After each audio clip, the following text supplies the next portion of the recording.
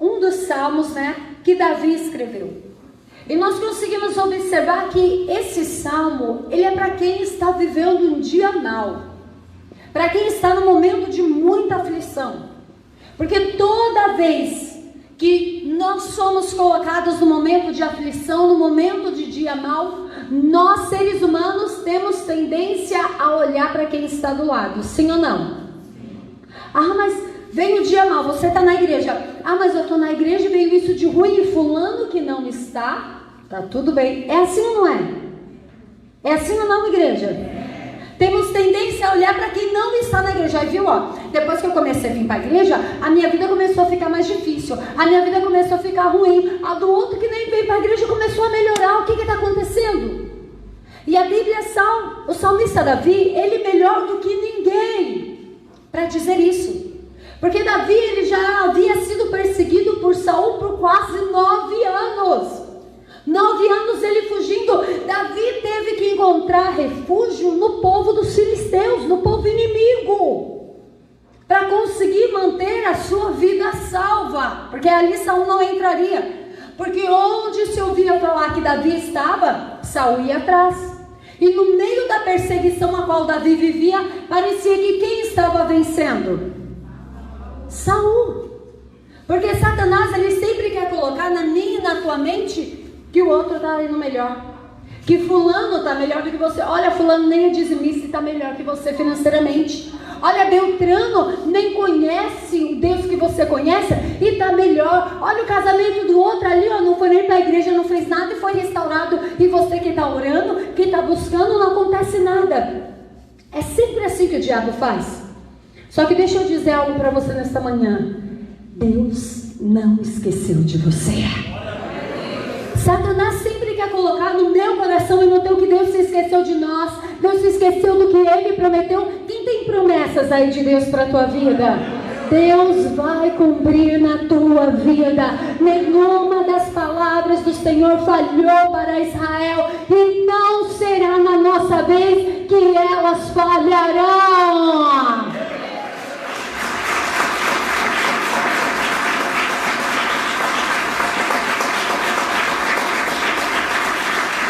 Só que a primeira coisa é que somos orientados, porque deixa eu te explicar uma coisa. O que é a Bíblia? A Bíblia é um livro de histórias? A Bíblia é um livro de faz de contas? A Bíblia, ela é um manual para a vida prática, ponto final. Se você for ler a Bíblia, você vai ver que em tudo ela está te instruindo. E em tudo ela está te conduzindo. Ela te ensina como você deve ser como empregado. Ela te ensina como você deve ser como patrão. Ela te ensina como você deve ser como pai. Ela te ensina como você deve ser como filho. Ela te ensina como você deve ser como nora, como genro. Ela te ensina tudo. Só que basta você ler. Porque não adianta ficar com ela lá em casa parada que eu não vou aprender nada. Só que aqui Davi está exatamente nos ensinando como sobreviver ao dia mau. Porque você já percebeu quantas pessoas, quando começaram a vir para a igreja, tinham algum amigo de fé junto com você? E você já reparou que no dia mau, o que as pessoas tendem a fazer? A parar, a se afastar. Porque no dia mau, sempre temos a impressão de que estamos só. Só que aqui Davi, ele já está nos ensinando como agir no dia mau. Primeira coisa, pega aí na Bíblia, vamos ler o versículo primeiro, nós vamos estudar. Esses 3 versículos que nós lemos hoje, nós vamos estudar, não é só ler. Nós vamos estudar. Primeira coisa que diz aí, não te indignes. A pessoa indignada, ela é uma pessoa que fica irritada com a vida do outro. É uma pessoa que fica enfurecida porque fulano conseguiu e eu não. Quem conhece gente que está dentro da igreja e é assim?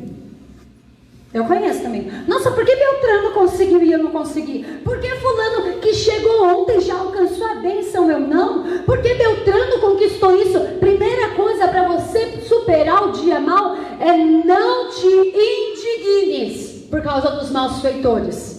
Não se irrite por causa dos maus feitores. Não coloque uma revolta sobre os malfeitores, porque entende que tudo que o homem plantar, isto ele... Levanta suas duas mãos bem alto aos céus e diga assim comigo, diga: Jesus, nós queremos e precisamos ouvir a tua voz, fala conosco. Preste bem atenção. Davi está nos ensinando a não nos enfurecer, a não nos irritar por causa dos malfeitores. Quem são os malfeitores? Pessoas que têm ações condenáveis, pessoas que cometem crimes, pessoas que fazem tudo que está fora da palavra do Senhor. Só que no dia mal nós tendemos a olhar para quem faz o que é mal e se irritar. É assim ou não é? E aí sabe o que você fala no dia mal? Quer saber de uma coisa? Eu vou fazer igual fulano que não vai para a igreja. Não vou mais também não. É assim ou não é? Ah, quer saber? Não vou mais buscar Deus não. Olha, eu imaginei que quando eu fosse para a igreja... Tem gente que acha que quando ela vem para a igreja, ela vai ganhar na Mega Sena. Na Mega Sena você foi lá, jogou, se você foi contemplado, sua vida muda da noite por dia. É assim ou não é? É assim ou não é, igreja? E andar com Deus não. Mas a pessoa, ela tem uma utopia que não. O diabo mesmo permite com que venhamos criar essa visão, com que venhamos criar esse paradigma, para quando não vermos a mudança, venhamos desistir. O diabo, ele quer que eu e você venhamos acreditar que a partir do momento que eu piso o pé na igreja, a minha vida no estrelar de dedos, como um conto de fadas, ela vai mudar. E é assim que funciona? Não, porque Deus não é mágica. As coisas de Deus não é magia. Deus não é um mago para ficar estralando o dedo e fazer. O que Deus faz comigo e com você, quando nós, a partir do momento que pisamos o pé na igreja, começamos a viver o processo do Espírito Santo. E o processo tanto pode ser rápido, como ele pode ser demorado, devagar. Depende de quem? De mim. Porque Deus já está pronto. Só que se Deus começa a moldar as coisas e eu começo a reclamar demais, eu começo a me irritar demais, eu começo a me revoltar demais, o que Deus faz? Para, ela não está aguentando. Ele não está aguentando, então calma, deixa ficar um pouquinho do jeito que está. Aí a pessoa não entende, meu Deus do céu, por que eu estou ainda nesse caos? Por que eu estou ainda nesse problema? Por que a situação não muda? Porque você não para de murmurar. Porque você não parou de reclamar, porque você não parou de se indignar por aqueles que não estão fazendo o que você faz. Porque o diabo sempre vai querer colocar no meio do teu coração que nós estamos fazendo mais do que os outros. É assim ou não é? Só você colocar dois filhos e coloca para os dois fazerem as mesmas tarefas de casa. Na segunda-feira um lava a louça, na terça-feira o outro lava a louça. Quando chegar na quarta-feira, o que um vai dizer para o outro? No meu dia tinha mais louça que o seu. Não, eu lavei muito mais. Você lavou 3 copos, eu lavei 4. É assim ou não é? E nós temos o hábito, eu estou dando esse exemplo de casa, mas nós temos o hábito de fazer o mesmo. Não, mas eu oro de manhã, de tarde, de noite, na madrugada, eu jejuo 3 vezes na semana, eu busco o Senhor, e a minha vida não muda, e o meu caminho não muda, e isso não muda. Só que você faz tudo que é certo, mas continua com um pensamento mau.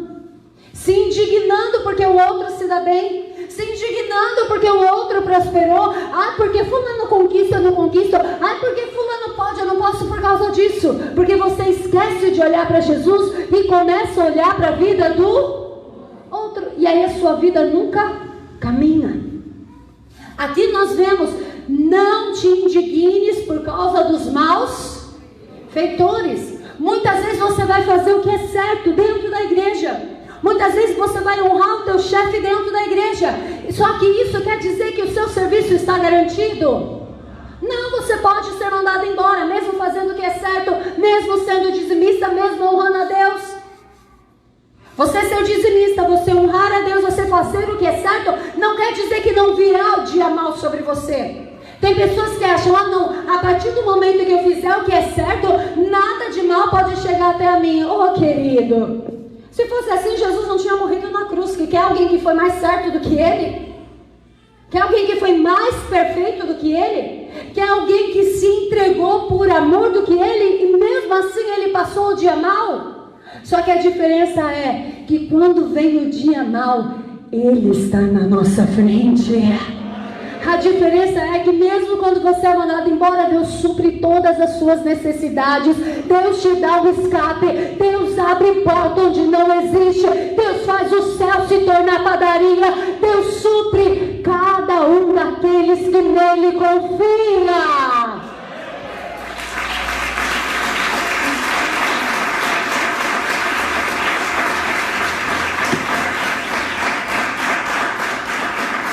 E diz aqui: nem tenhas inveja dos que praticam a... Leia aí comigo. Nem tenhas inveja dos que praticam a... Olha aqui para mim. Muitas vezes quando nós pensamos, vou ter inveja de quem pratica iniquidade, vou ter inveja de quem faz o que é errado, mas você já reparou que no mundo a qual nós estamos, você fazer o errado parece que é sempre melhor? Você já reparou que se manter fiel no casamento, algumas pessoas vão olhar para você e vão falar: você é besta? Porque tem um ditado que eu já ouvi, que o povo aí fora diz: quem não dá, toma. Quem não dá chifre, toma. Eu fiquei assim, eu falei: o quê? É a teoria do mundo. A teoria do mundo: se você não enganar seu chefe, ele vai te enganar. Se você não passar e fulano para trás, essa pessoa, quando tiver a oportunidade, vai te passar. É assim ou não é? E aí quando você vê aquela pessoa que traiu o marido, indo bem, traiu a mulher, indo bem. Quando você viu aquele que enganou o chefe, progredindo. Quando você vê aquele que fez tudo que é errado, alavancando, o que geralmente dá em qualquer ser humano? O que dá? Inveja. Poxa, se eu tivesse passado ele para trás. É assim ou não é? Nossa, se eu tivesse feito isso de errado. Nossa, se eu tivesse ficado com o chefe, eu teria recebido aquela promoção. Nossa, se eu tivesse... Isso daí é o desejo da carne. Você é carne também, querido. Você não é só espírito, não. A sua carne, ela puxa para a carne. Por isso que nós temos uma guerra constante em servir a Deus. E nós vemos que aqui o salmista Davi está dizendo: nem tenhas inveja do que praticam a iniquidade. Sabe por que ele podia dizer isso? Porque ele estava na terra dos filisteus. E os filisteus praticavam iniquidades? Sim ou não?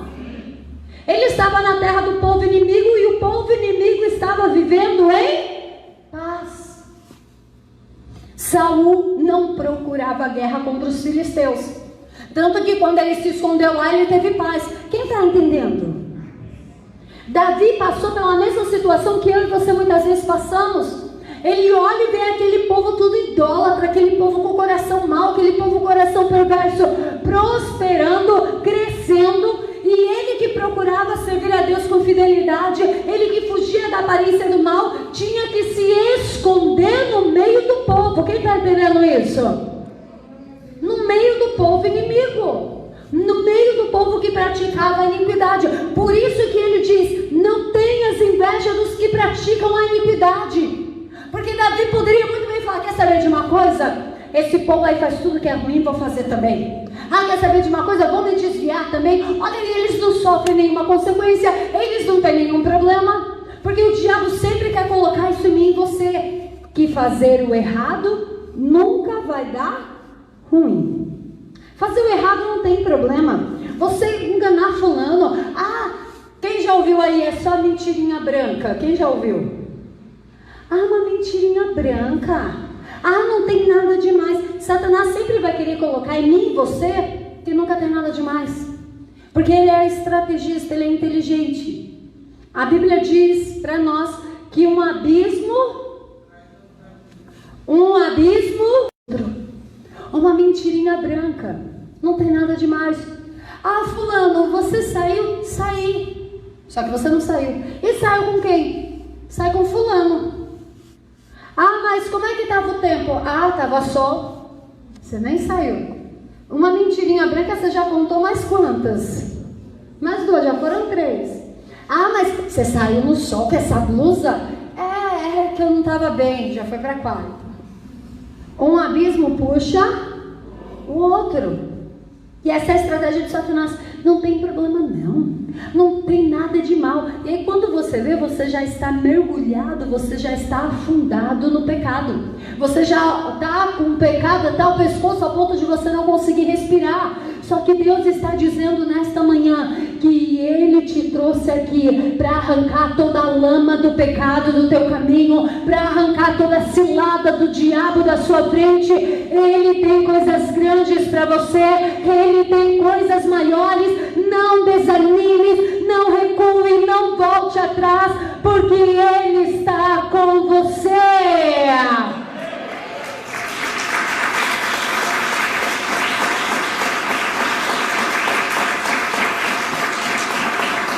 A inveja, mas Cristo, eu não tenho inveja. Sabe o que é inveja? Quem sabe a definição de inveja? A inveja é desgosto pela conquista do outro. Toda vez que você vê alguém conquistando algo e você pensa assim, mas ele não merece, você está tendo inveja. Quem sabia disso? Você está tendo inveja. Nossa, mas como ele conquistou? Inveja. Nossa, por que que tem inveja? Nossa, por que quando fulano faz dá certo e quando eu faço não dá? Inveja. A inveja é toda vez que você sente um desgosto pela conquista do outro. Toda vez que você acha que o outro não merece. Quando você acha que o outro não é bom o suficiente quanto você. Quando você acha que o outro não merecia tanto, você está tendo inveja. E a Bíblia diz, não tenhas inveja dos que praticam a iniquidade. Ou seja, quando a pessoa faz o que é ruim e ela começa a prosperar, não fica julgando ela. Quem está entendendo isso? Ah, mas ela fez tudo de errado e tem, deixa ela ter. Ah, mas isso daqui foi errado, deixa para lá. Lembre-se do que está lá em Coríntios.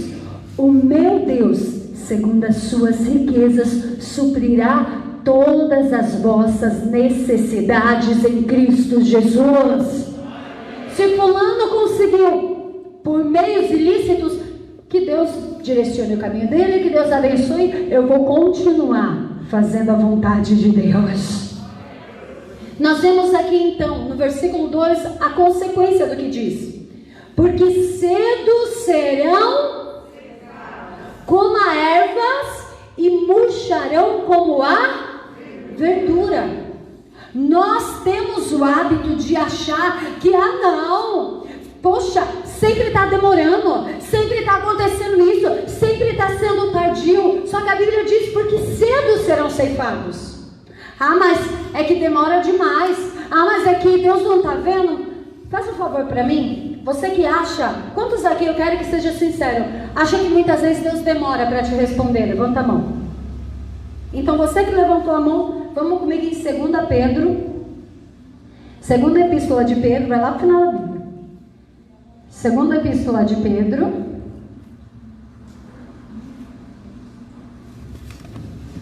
capítulo 3, versículo 8.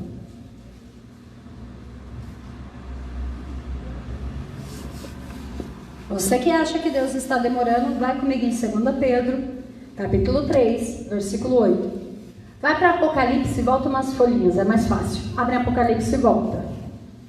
Vai ficar mais fácil para você. Quem achou, diga amém. Quem não achou, levanta a mão com o obreiro, vai até você. Quem não achou, obreiros. Quem não achou, levante a mão com o obreiro, vai até você. Vai para Apocalipse e volta algumas folhinhas que você acha. 2 Pedro, capítulo 3, versículo 8. Volta só algumas folhinhas, senão...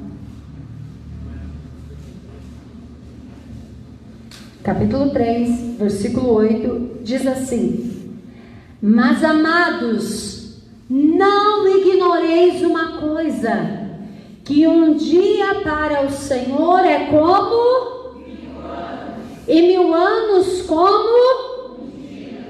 Olha aqui para mim. Quando você começa a entender que um dia para Deus é como 1000 anos, e 1000 anos para Deus é como se fosse um dia, você consegue ver que, ou seja, quer dizer que no estralar de dedos Ele pode resolver tudo. Que nós ficamos ansiosos, que nós ficamos preocupados, porque nós temos um tempo cronológico. Nós temos a manhã, a tarde, a noite e a madrugada. Deus não. Deus não tem manhã, tarde e noite. Para Ele não tem início, meio e fim. Antes que tudo existisse, Ele já era. Ele já existia. Por causa dele todas as coisas foram criadas. Então você entende que o seu Deus não tem obrigação de seguir o meu e o seu caminho? Que muitas vezes achamos, não, para isso dar certo na minha vida tem que acontecer isso. Para algo dar certo na tua vida, você precisa simplesmente confiar no Senhor.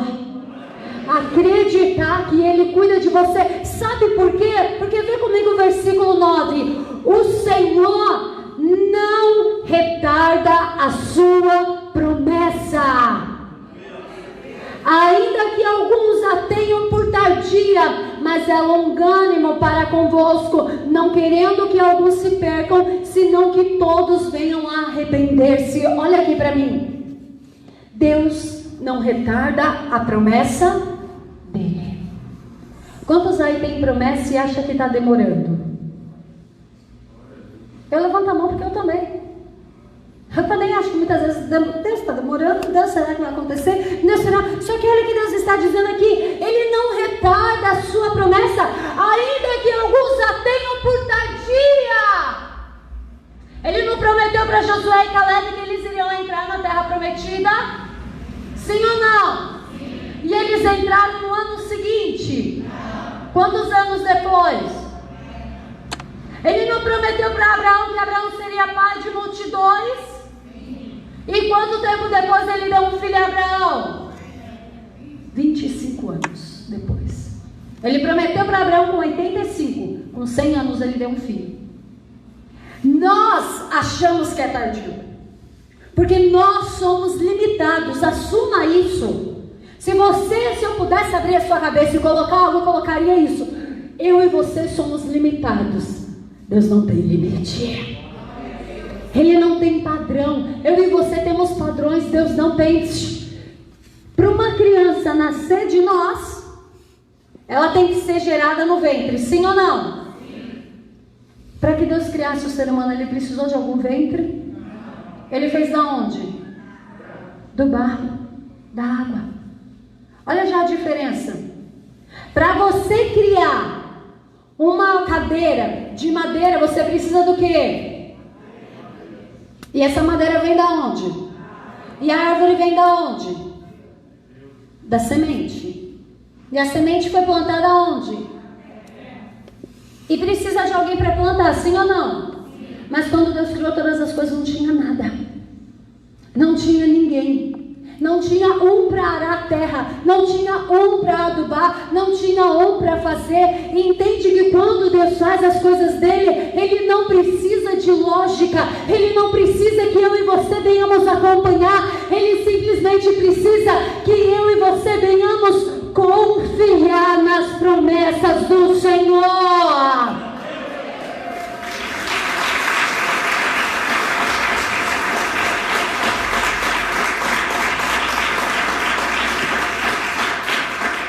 Confiar, diga assim comigo, confiar. Ainda que pareça tardia, mas Ele é longânimo.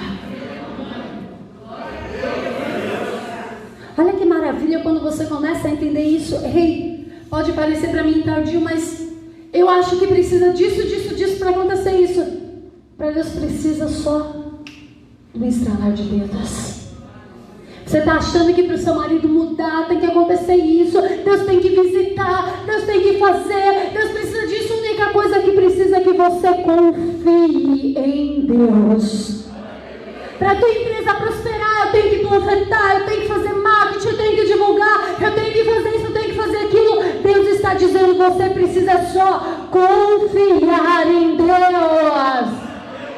Para minha história mudar, eu tenho que fazer isso, eu tenho que fazer aquilo. Para tudo na nossa vida caminhar, eu preciso apenas confiar em Deus.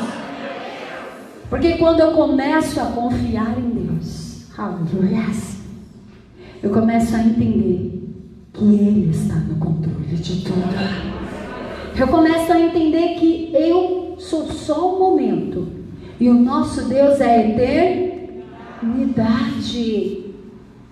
Quem sou eu? Igual aconteceu com Jó, quando Jó começou a questionar a Deus o que vivia. Deus disse para ele: Jó, onde você estava quando eu fiz o firmamento? Onde você estava quando eu disse, fiz separação da água doce para a água salgada? Onde você estava quando eu separei a terra do mar? Porque nós temos mania de achar que tem que ser da nossa maneira. Sim ou não? Tem que ser da forma que eu quero. Tem que ser do jeito que eu acredito. Tem que ser como eu quero. E não é.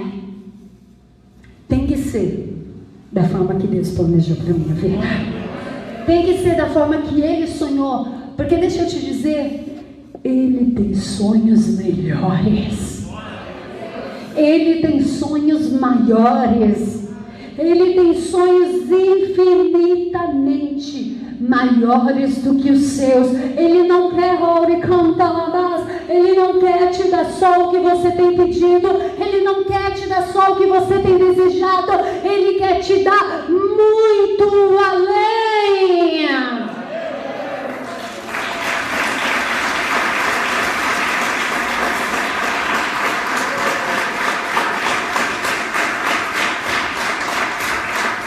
Só que para que isso aconteça na minha e na tua vida, vem no versículo 3 de Salmos 37. Volta para Salmos 37. Volta aí para Salmos, capítulo 37. Quem achou, diga amém. Versículo 3 diz o quê? Calma aí, para aí. O que está nos dizendo? Para aí. Vamos começar. Confia em quem? Senhor. E quantas vezes nós temos o hábito de confiar no carro? Não, porque eu tenho esse carro aqui, se eu precisar eu vendo esse carro e quito tal dívida. Quem já pensou assim? Não, porque eu tenho esse emprego aqui, com esse emprego eu vou conseguir parcelar tal coisa, tal coisa, tal coisa, e eu vou fazer isso. Quem já fez isso? Não, porque eu tenho a minha esposa, eu tenho meu marido aqui do meu lado e ele me dá apoio. Quem já pensou assim?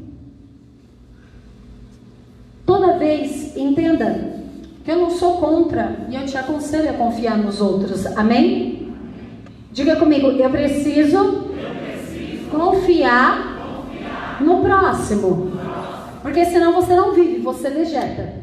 Porque aí você vai achar que todo mundo é seu inimigo. Que todo mundo quer o seu mal, que todo mundo quer te destruir, que tem um complô, uma cúpula para acabar com você. E não é assim. Mas aqui está dizendo, confia no Senhor. Porque existem confianças que você vai ter para com teu marido, você vai ter para com teu filho, você vai ter para um amigo, para um colega. Mas a verdadeira confiança, ela tem que estar em Deus. Entende que aqui esse confiar, ele significa entregar toda a responsabilidade no Senhor. É você pegar o seu problema e falar: Deus, a minha parte eu já fiz. O que eu podia fazer eu fiz, o que eu podia falar eu falei. Agora eu coloco nas suas mãos. Isso é confiar no Senhor. E é você ainda saber que Ele não vai te desamparar, que Ele não vai te deixar. Porque entende que toda vez, oh aleluias, toda vez que você confia em Deus, você pega todos os seus problemas e coloca diante de quem? De Deus. E você já viu alguém colocar algo diante de Deus e ele permanecer da mesma forma? Mas eu já vi diversas pessoas. Coloca diante de Deus e depois coloca, vem domingo, coloca. Chega domingo à tarde, quer saber de uma coisa? Eu vou sentar a mão na orelha mesmo, eu vou falar, eu vou bater, eu vou rodar a baiana. Acha que eu sou idiota? Não sou idiota, não. Eu falo, mas deixou e já tomou? Não esperou nem o dia seguinte, foi logo no domingo à tarde. Tá achando que só porque eu fui para a igreja eu sou otária agora, vai ver. Aí pronto. Ao invés de evangelizar, acaba expulsando o quarteirão inteiro. O quarteirão fala: Jesus, nessa igreja eu não piso não. Eles devem ensinar aula de Muay Thai, que a mulher já chegou aqui rodando, batendo em todo mundo. Só foi panela voando aqui em Jesus. Quando você confia em Deus, você está colocando toda a responsabilidade da tua vida nas mãos dele. E sabendo o confiar, porque entende que colocar algo na mão do outro é fácil, sim ou não? É muito simples, eu posso pegar a chave do meu carro e colocar na mão de qualquer um de vocês. Só que isso quer dizer que eu estou te dando o carro? Não, só estou deixando na sua mão. Porque se eu precisar de alguma coisa, você pega lá embaixo para mim, pega, está aqui a chave. Isso quer dizer que o carro é teu? Isso quer dizer que você pode sair com o carro a hora que quiser sem me avisar? Isso quer dizer que você é responsável? Você está entendendo? Você confiar em Deus é diferente de confiar no homem. Confiar no homem é confiar até nas suas forças. Você deve, porque dentro de você tem o Espírito Santo de Deus. Então você é capaz para fazer tudo que Deus já tem colocado no teu coração. Tem pessoas que olham e falam assim: ah, mas eu não sou capaz disso. Mas tem um desejo ardente no teu coração, foi Deus que colocou, então Ele te dá capacidade. Mas agora o confiar para entregar tudo é só em Deus. Porque toda vez que você coloca tudo aos pés dele, Ele não te desampara. E eu quero te mostrar isso, para você conseguir entender. Abra aí Mateus, capítulo 15, versículo 30. Para você ver quando você entrega algo para Jesus, o que Ele faz. Mateus, capítulo 15, versículo 30. Quem achou, diga amém. Diz assim: e veio ter com ele muito que trazia só coxo? E os puseram, olha aqui para mim. Ou seja, todo mundo quando via Jesus trazia o quê? Coxo, cego, aleijado, outros muitos doentes, porque eles achavam que era maldição. Quem está entendendo isso? Para os judeus, você tem qualquer doença, era uma maldição de Deus na tua vida. Para os judeus, você ter alguma enfermidade era uma maldição. Quer dizer que Deus não te amava, que Deus não se importava com você. Então quando eles viram Jesus, eles pegavam todos os que estavam enfermos e puseram aos pés de Jesus, e Ele os sarou. Sabe que aqui está dizendo que quando você confia em Deus e coloca diante dele, Ele resolve por você, Ele fala por você, Ele vai adiante de vós, Ele aplana o seu caminho, Ele endireita as suas veredas, Ele te dá estratégia, Ele muda a tua história.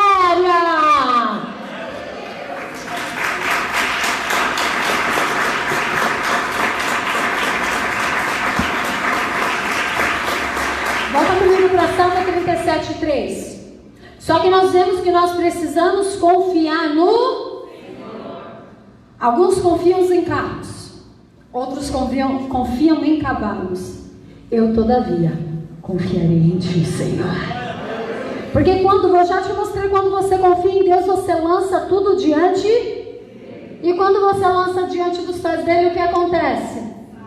Ele sara. Não importa o que, ele sara. Não importa que maldição, ele sara. Não importa qual problema, ele sara. Aprenda a lançar todos os seus problemas diante do Senhor e Ele te sarará. E olha aqui o que me chama a atenção. E faze.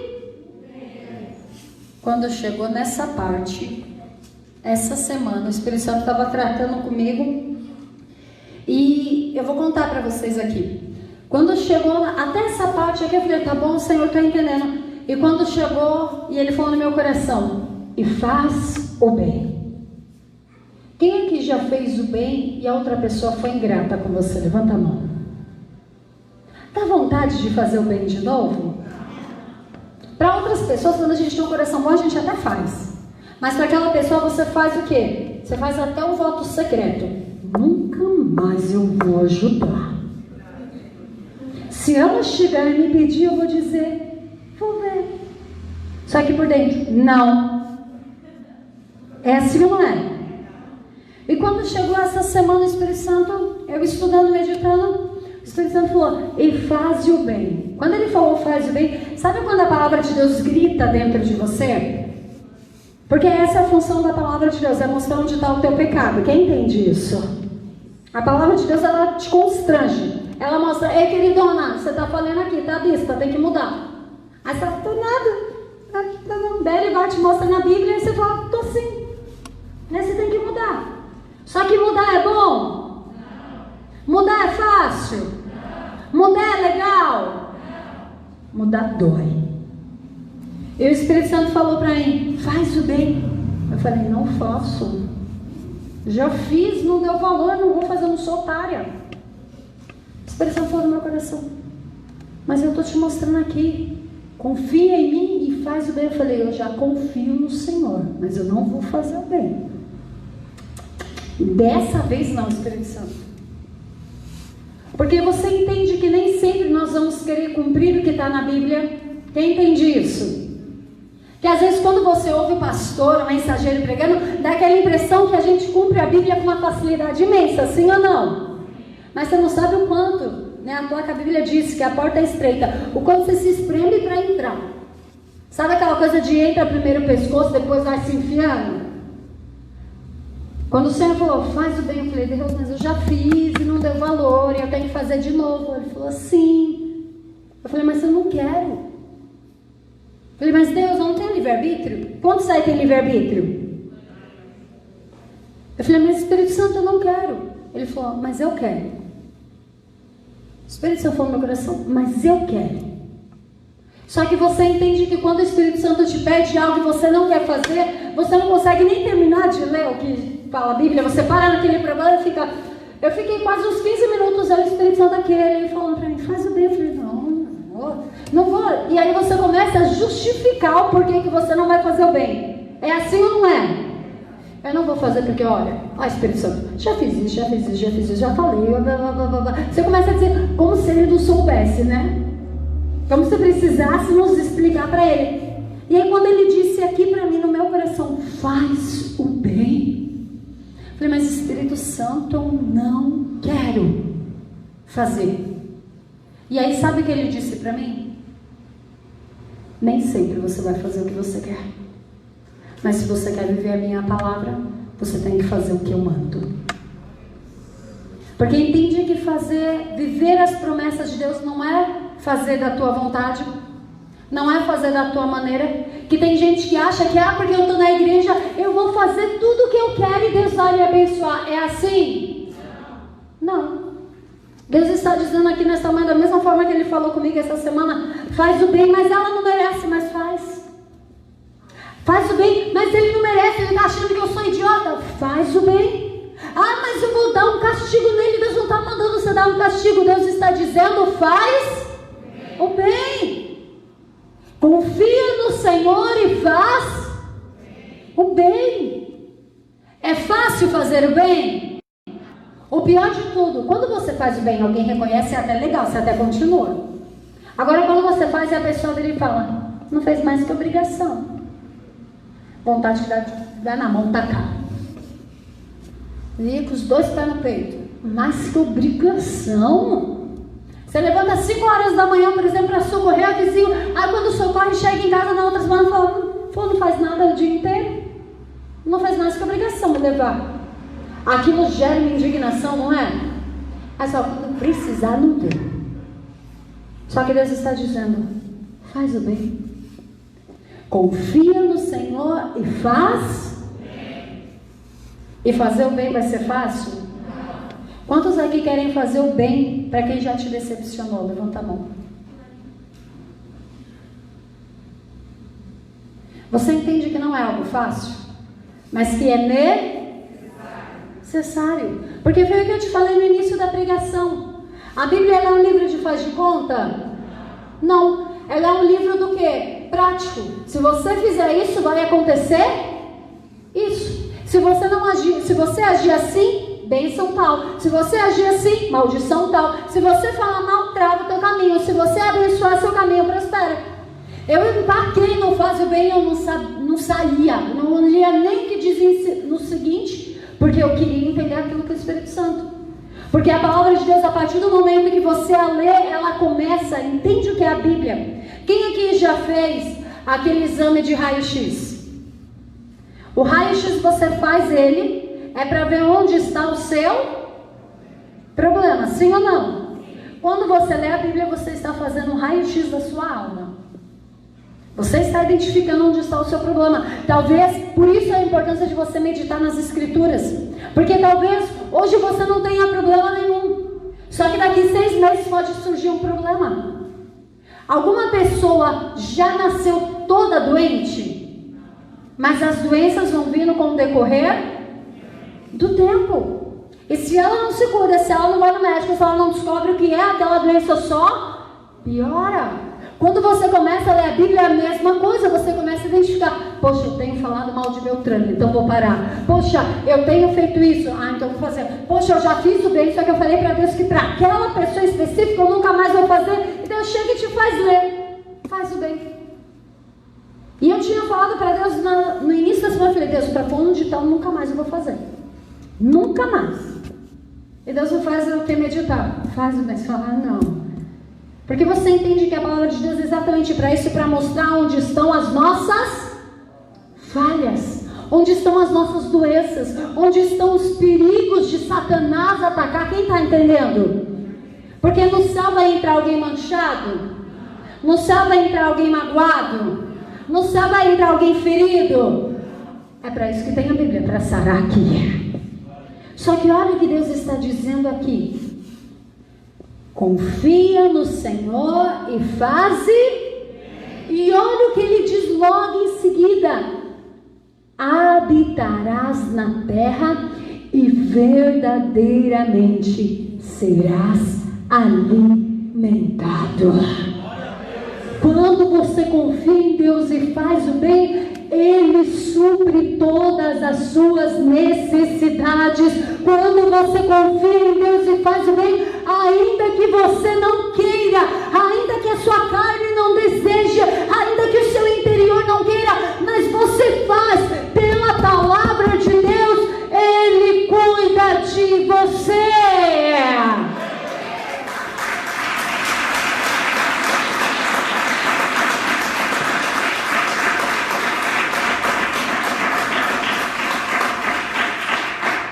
Porque entenda uma coisa, para eu ser alimentado por Deus, eu preciso estar disposto a obedecer. E a gente sempre obedece quando quer? Não, mas estamos ali. Para você entender o que vai ser, você ser alimentado por Deus, vai em Salmos, no capítulo 81, versículo 16. Vai comigo em Salmos. Capítulo 81 e versículo 16. Olha o que Deus promete, o que é ser alimentado por Ele. Quem achou, diga amém. Olha o que é ser alimentado por Deus, e eu quero que no 3 vocês leiam comigo. 1, 2, 3. E eu...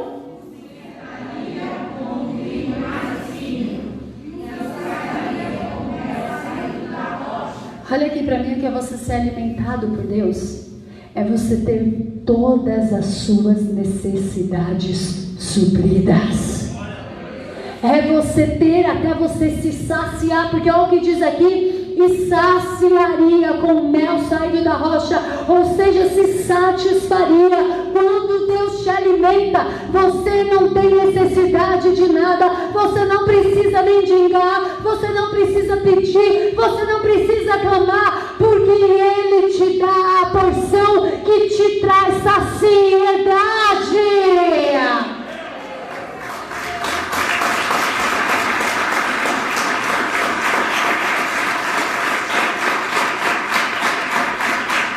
E vem aqui comigo em Salmos 31. 37, no versículo 4, último versículo que nós vamos ler.